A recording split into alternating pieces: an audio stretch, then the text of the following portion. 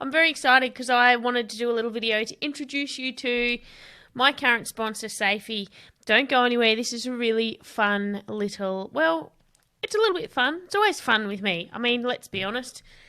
There's not much I can't turn into being fun. So hang around because it's also really important. I want to introduce you to one of the humans. There are three, but one of the humans behind the Safie app. I've been raving about Safie and I wholeheartedly love the app, and a stack of my friends have downloaded it and used it for their kids and for themselves to keep them safe. We just had Are You OK Day? A-OK Day. Oh, well, I felt A-OK. We just had Are You OK Day, and Safie had recently, beautiful timing, but they had recently added an I'm not okay button to the app. So when you're feeling shit, you can press a button and it's really much easier to open up that communication. So I want to introduce you to Matt. This is what that video is about. You're going to hear a little bit about the app, a little bit about Matt and how to use it, and there's going to be a free code at the end for you to use should you want to try the app out. So thank you so much and enjoy us. Matt Ball from Safie, how are you, my friend? I'm great, Tiffany. How are you? I'm very good. I wanted to do a really little video with you, not about anything in particular, but just about hey, all of my listeners that have heard me raving about the amazing Safie app, I wanted to introduce them to at least one of the faces behind the logo.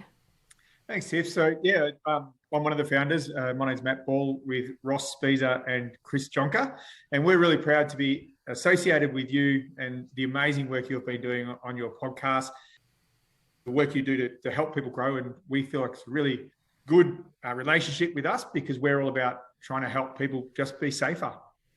It's one of those apps that I was so happy to jump on board with, but you know what made me the happiest was how many people personally reached out. Like, it's not often that you can talk about a product on a podcast and know, who might be jumping on and using it. So many people reached out and said, I've downloaded that app, it's so good. And that's when you know that you've built a product that is awesome. Yeah. When did you guys have the idea and when did you start it? So actually the idea came around about 8 years ago with the Jill Maher first disappearance and then obviously her death, and knowing that she had a phone and how can we get this technology to link up so we can use it to make tracking someone easier and trying to find out what's happened and putting those pieces together. But the technology wasn't right at the time, but the pieces were there, they were getting there. So 2 years ago, we felt like the pieces were together enough that we could do it without it having to create, hardware or something like that. Yeah. It's all come together, and the last years we've really pushed it, and sort of the last 6 months we've had it out there for people to be able to use. So amazing. Have you got any really cool stories of feedback that you've had from people?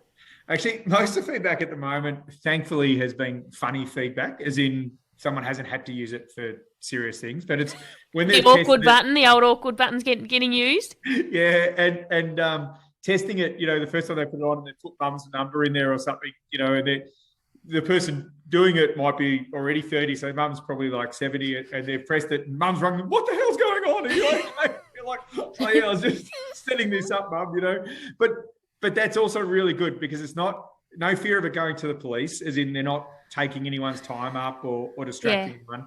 But they know instantly that it's great. And then mum has the conversation and they talk about her getting it on her phone. And it really has built great links of people together because of that sort of interaction of it. So, yeah, quite a few of those. But the latest one, we've had the I'm not okay button. We've actually had some really good feedback on that already, where people have said, I never know. Sometimes when I'm down, I don't know what to say to someone to get them to talk to me. It's hard. But we've made it so you can either send your own message or it just sends a little message that says, I just need a chat. So if you've got a moment, give me a call. And it just gets sort of sent to them straight away. And that just breaks that ice. And the person knows that something might be going on, I just loved that when Ross first told me about that not long ago, and as you explained it again, then I had goosebumps, because it is hard to, and even Are You OK Day, which we just had, it's so hard I did a video about it because are you okay or how are you? These things are like they're just greetings now. They're just a way of saying hi, not and obviously they don't trigger an authentic response from people, and it's hard. It's hard to like. And when someone says, "Hey, are you okay?" and if they're really asking, they're probably nervous themselves. So it's hard to get that. I think you've got to be a really skilled communicator and really skilled at connection to be able to articulate and "are you okay?" in a way that might evoke someone to open up and say, "I'm not really." So to have a button that says, "Communicate for me, I'm not doing good," it's so special. So thank you for. I think so. You know, for empathetic people, it's not so hard. You can read that someone's maybe struggling a little bit. If you have a high empathy radar, if you like, and maybe then, and because you are like that, most people will know that you're able to have that conversation with them. Yeah. But that's only a small percentage of the community, and most of us now don't even like to call someone on the phone anyway. We'd rather send them a message. You know, doesn't mean we don't want to communicate with them, but that's our starting point. Yeah. So yeah, we feel like it breaks all those barriers down a fair bit, and particularly for people that may have like even Asperger's or other things where that reading of a situation is very difficult. That can be that first break into it. You know. Oh, I love it. I've got one of those funny stories. I've got a handful of phones here because I always smash them, and then whilst I problem solve, I go and buy a new one, and I'm like, oh well, I'll have a backup. Yeah. And I picked up one of my old phones, and I downloaded Safie before on my other phone, and then you guys gave me a code, which I'm going to tell my listeners about, which I have on a couple of podcasts, but to give an extra 30 days free, and I thought, I can't remember whether I opened up the subscription or I had a bit of a tinker with the app. So I opened it up on a new phone and I downloaded it and I hit the panic button because I don't recall setting anything up either. And I was like, oh yeah, right. And then I put it aside and then I started doing some work and then Mum rings. I was like, oh Mum, and then I should know better because I've been promoting this app, but I didn't know. I was like, I wonder if emergency services are on their way. Yeah. So I was like, Mum, I'm okay. And I thought she didn't panic, thankfully. But like if she like ever messages me and she's like, please call, and Mum's terrible at messaging with any context, I'll panic and go, oh God, Mum's gone. You know, there was once my niece happened to try and call twice and then Mum tried to call and I was like, oh God, something has happened. So yeah, it was hilarious. Yeah, I know. I hate when someone does those double up calls. I think my sister, she did it and then panicked about the photos, you know, like, so one of the good things is, like you said, you got the message, or your mum got the message, so she can look at it and say, oh, obviously she's just mucking around because I can see that she's okay and she's in her house or whatever, you know, or not mucking around, but testing it. So my sister did one by accident, like testing it out. And then she was panicking about the photos because she's going, oh, like I was in my room and it might have been taking photos of stuff on my bed. And I'm not going to ask what she was worried about it taking photos either did of. I. But the great thing is that we can't see any of those photos. So as Safie, as a company, we don't have any access to the storage of the photos or the storage of the audio. Only the person that you send the link to and yourself having that link, that gives you access. So we want people to feel really safe that we are not in the background. We can't be going back through and looking at people's things or having a laugh at someone. None of that can take place. And that really helps. People can get worried about some of these apps that are similar. They can have like almost a stalking component. So if you're in a controlling relationship and then get out of that relationship, the person can still have some control through those apps. Well, this app has no connection like that. It's you only get that file if you get sent that file because your person selected you at that moment, you know. So we think that that's something that really separates us from some of the other apps. Yeah, and just really quickly for the people listening that have no idea about this app whatsoever, can you just talk us about how that function works? Like what?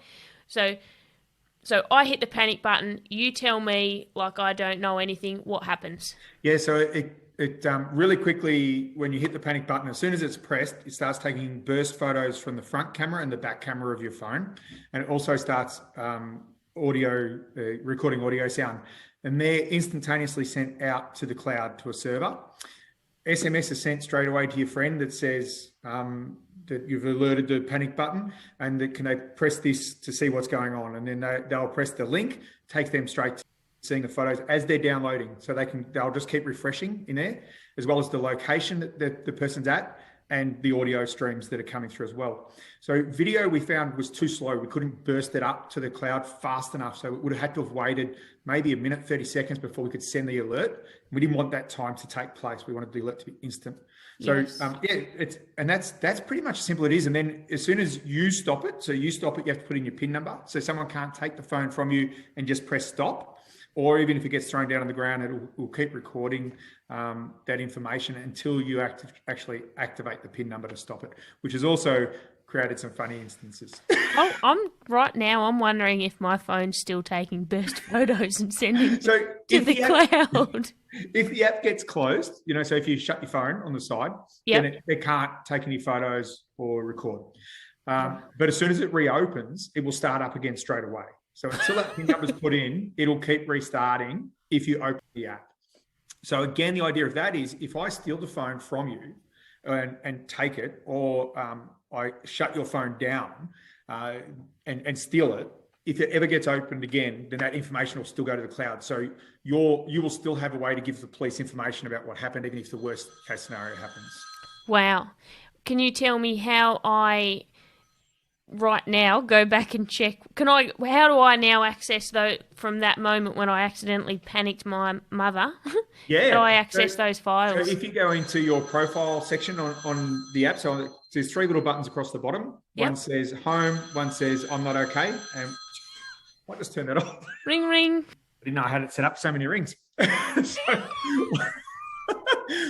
There's 3 little buttons across the bottom of the phone. One says home, one says I'm not okay, and the other one says profile. You go to the profile and it has in there past incidents, and you can press on that and it gives you all links of wherever you've activated it before. Amazing. Such a great app. I just want to say a massive thank you for letting us be associated with the app, because I'm super proud to be sharing it, and I hope that people are jumping on it, because I think it's really beneficial. Thank you very much, Tiff. We love being a part of your podcast too. Boom. There you go, listeners. Get on it. Now, if you have downloaded Safie and you are in the middle of your 28-day trial and you're like, I love this, I'd love an extra free 30 days, you can use my code. My code is capital TIFF, capital COOK 88. Tiff Cook 88. Get on it.